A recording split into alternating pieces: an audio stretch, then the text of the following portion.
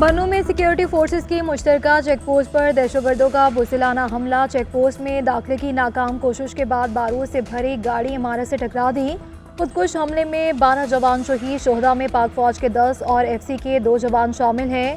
Firing के तबादले में 6 खारजी जहन्नुम वासिल। ISPR के मुताबिक इलाके में क्लियरेंस ऑपरेशन किया गया। घेराव ने फेल के मुर्तकिब अफराद को इंसाफ के कटहरे में लाया जाएगा। सिक्योरिटी फोर्सेस और कानून नाफिज करने वाले इदारे दहशतगर्दी की लानत के खात्मे के लिए पुरअज़्म है।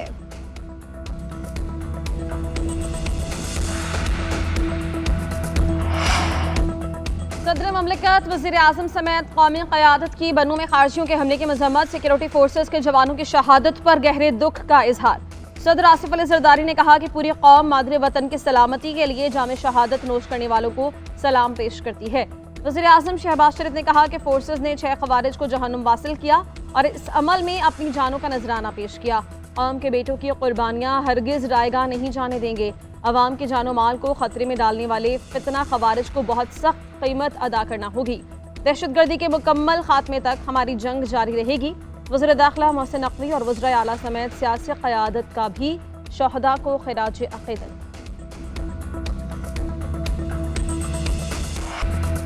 बलूचिस्तान में दहशतगर्द तंजीमों के सदेबाब के लिए फौजी ऑपरेशन की मंजूरी। नेक्टा को दोबारा फाल करने कौमी और सूबाई इंटेलिजेंस डिवीजन के क़याम पर इतफाक।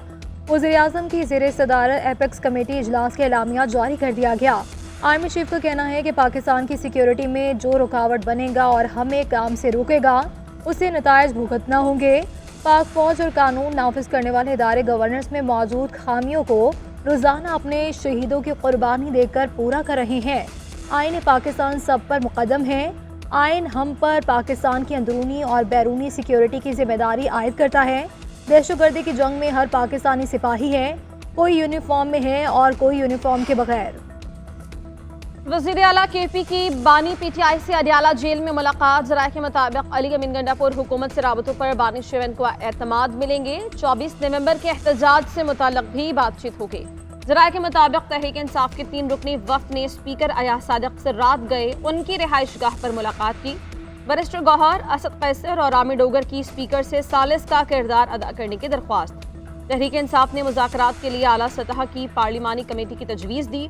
हुकूमत ज़राए के मुताबिक कहा गया है कि आप पहले अपनी क़यादत से इजाज़त लें, हम पार्लियामेंट के फोरम से बातचीत पर तैयार हैं।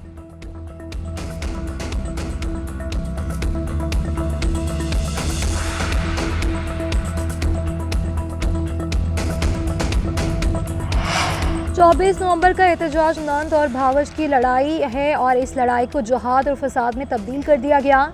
इनके जमात में सब सोच रहे हैं कि नंद की साइड लें या भाभी की। 24 तारीख को फैसला हो जाएगा PTI फ्रेंचाइज किसके पास जाएगी।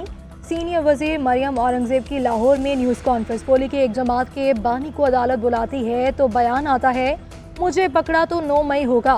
उन्होंने PTV पर हमला किया और सर फाड़े। बानी को रिहा ना किया तो क्या खैबर पख्तूनख्वा पंजाब पर चढ़ाई कर देगा?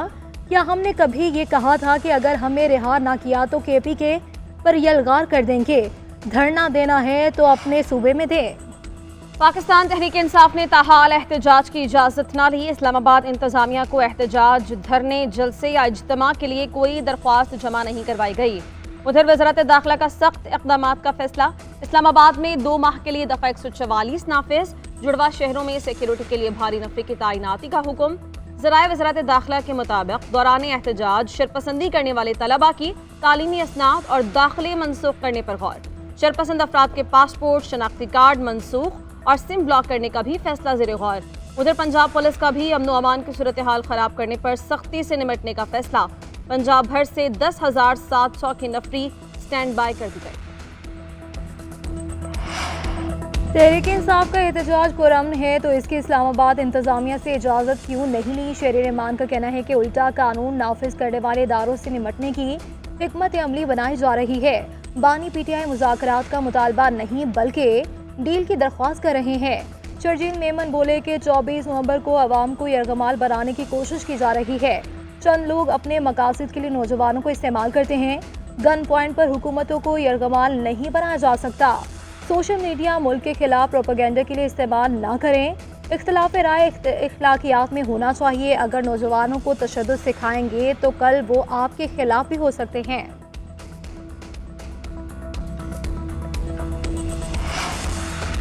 जो एहतजाज की तारीख दी उस पर निकलेंगे, इनकी तैयारी बता रही है कि टांगे कांप रही हैं। शेख वक़ास अकरम ने कहा कि अभी से रास्ते और ट्रांसपोर्ट बंद की जा रही है। हुकूमत अभी से बौखलाहट का शिकार है। पीटीआई रहनुमा अली मोहम्मद खान ने कहा कि मुज़ाकरात की कामयाबी और नाकामी का इंहिसार हुकूमत पर है। कोई बड़ी पेशरफ नहीं हुई तो 24 नवंबर के एहतजाज का प्लान है। इस मरतबा एहतजाज पर अमन होगा। जहां मसला फंसा है और जहां इख्तियार है उन्हीं से मुज़ाकरात होंगे। बैरिस्टर सैफ ने कहा, हर हल्के से मुंतखब नुमाइंदों की सरबराही में हजारों का काफिला निकलेगा। मैंडेट चोर हुकूमत को चारों तरफ से घेरे में लेकर धड़न तख्ता किया जाएगा। 24 नवंबर कानून और आइन की बालादस्ती का दिन होगा। जाली हुकूमत फस्तायत से परहेज करे वरना नताइज भुगतना होंगे। पीपल्स पार्टी के वफाकी हुकूमत से तहफ़्फ़ुज़ात बरकरार। वफाकी हुकूमत से मुज़ाकरात के लिए आला सतह की कमेटी तश्कील। कैंप में वज़ीर आला सिंध मुराद अली शाह, वज़ीर आला बलोचिस्तान सरफराज बुगटी और गवर्नर खैबर पख्तूनख्वा फैसल करीम कुंडी शामिल। शरीर रहमान, राजा परवेज अशरफ और दीगर कमेटी का हिस्सा हैं। वफाकी हुकूमत के साथ तहफ़्फ़ुज़ात उठाने और मसाइल के हल का जायजा लिया जाएगा। सेंट्रल एग्जीक्यूटिव कमेटी का इजलास, साइननामा तलब कर लिया गया। कैंप अपनी सिफारिशात सेंट्रल एग्जीक्यूटिव कमेटी में पेश करेगा।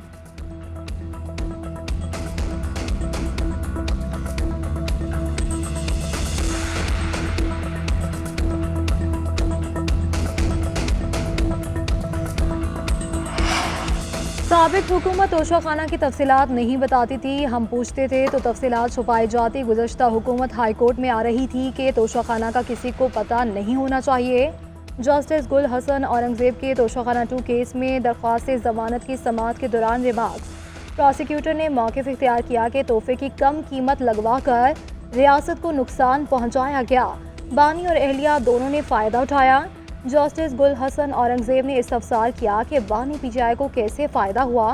प्रोसिक्यूटर ने जवाब दिया, जब बीवी को फ़ायदा मिला तो शोहर को भी फ़ायदा हुआ। अदालत ने रिमार्क्स दिए कि मेरी बीवी की चीज़ें मेरी नहीं, हम पता नहीं किस दुनिया में है। उधर 190 मिलियन पाउंड रेफरेंस पर समाअत बगैर कार्रवाई 22 नवंबर तक मुलतवी कर दी। बुशरा बीबी की तिब्बी बुनियादों पर हाजिरी से इस्तिस्ना की दरख्वास्त मंजूर कर ली गई। भारतीय दबाव मुस्तरद। पाकिस्तान क्रिकेट बोर्ड अपने मौक़िफ़ पर कायम। हाइब्रिड मॉडल किसी सूरत तस्लीम नहीं किया जाएगा। डेडलॉक के बायस चैंपियंस ट्रॉफी के ऐलान में मजीद ताख़ीर का इम्कान। ज़राए के मुताबिक स्टेक होल्डर्स ने लचक दिखाई तो शेड्यूल का ऐलान 1 से 2 दिन में हो सकता है। ब्रॉडकास्टर्स और कमर्शियल पार्टनर्स को भी भारी माली नुकसान का खदशा। ब्रॉडकास्टर्स ने पाक भारत मैच न होने पर कानूनी चाराजोई से आगाह किया। ICC जय शाह की जिम्मेदारियां संभालने से पहले शेड्यूल जारी करने का ख्वाहिशमंद। भारतीय मीडिया ने दावा किया था कि भारतीय क्रिकेट बोर्ड ने ICC को हाइब्रिड मॉडल पर राजी किया है। दीगर बोर्ड से भी बातचीत कर ली है।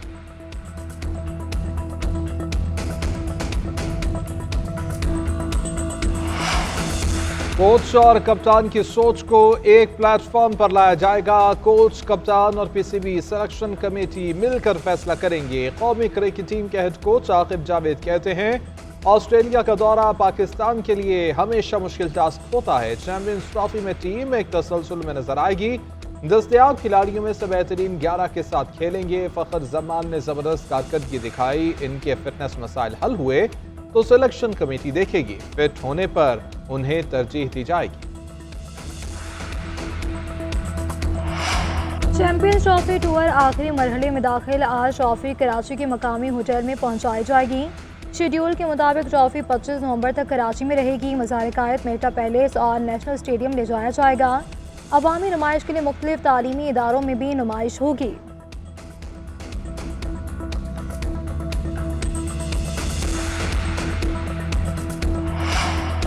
स्मोक के तदारुक के लिए इक़दामात पर लाहौर हाईकोर्ट का इजहार इत्मीनान। दौरान समाअत जस्टिस शाहिद करीम ने रिमार्क्स दिए कि कमर्शियल एरिया और मार्केट्स पूरे साल रात 8 बजे बंद होनी चाहिए। स्कूल बसेस का बंदोबस्त न करने वाले स्कूल्स को सील कर देंगे। ये सारे काम अगली नस्ल पर एहसान होंगे। स्मोक कम होने का क्रेडिट हुकूमत और इदारों को भी जाता है। आपने ट्राइब्यूनल की परवाह नहीं करनी, अपनी कार्रवाइयाँ जारी रखें। जुर्मानों की रकम बढ़ाने के लिए हुकूमत को कानून साजी करनी चाहिए।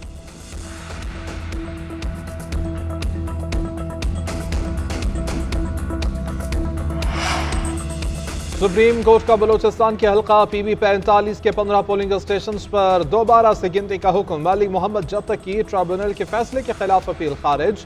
जस्टिस अकील अब्बासी ने रिमार्क्स दिए कि इस केस में इल्जाम फॉर्म 45 और 47 में तजाद का है।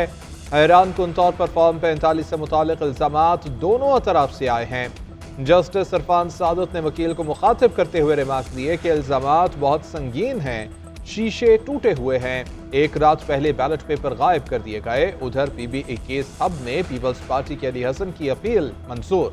दोबारा से गिनती से मुतालिक मामला इलेक्शन कमीशन को भिजवा दिया। दरख्वास्त को असर-ए-नौ सुनकर फैसला करने की हिदायत।